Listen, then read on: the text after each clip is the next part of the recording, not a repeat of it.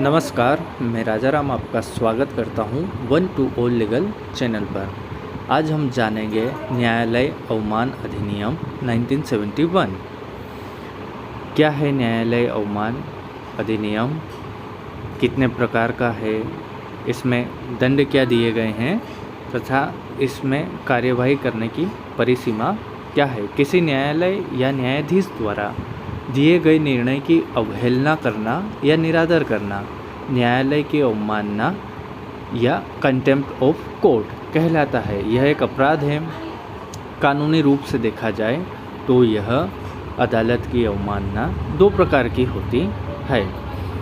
इसे न्यायालय अवमान अधिनियम के सेक्शन 2 ख और ग में परिभाषित किया गया है।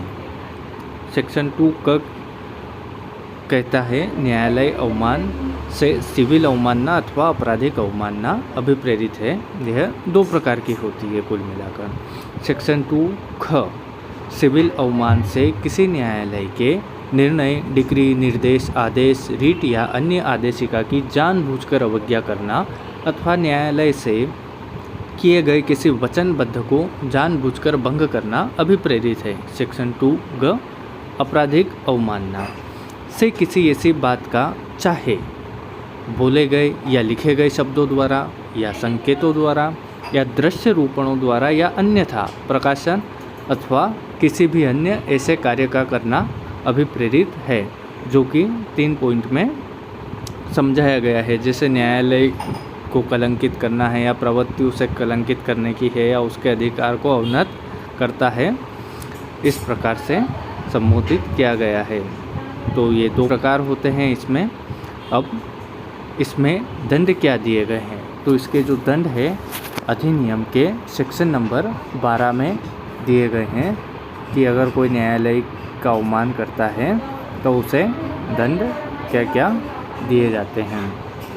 इस अधिनियम के अंतर्गत किसी अन्य विधि में अभिव्यक्त रूप से जैसा अन्यथा उपबंधित है उसके सिवाय न्यायालय अवमान सादे कारावास से जिसकी अवधि 6 मास तक की हो सकती है या जुर्माने से जो 2000 रुपये तक का हो सकता है अथवा दोनों से दंडित किया जा सकेगा। परंतु न्यायालय को समाधान पत्र रूप से माफ़ी मांगे जाने पर अभियुक्त को उन्मोचित किया जा सकेगा या अनिर्धारित दंड का परिहार किया जा सकेगा।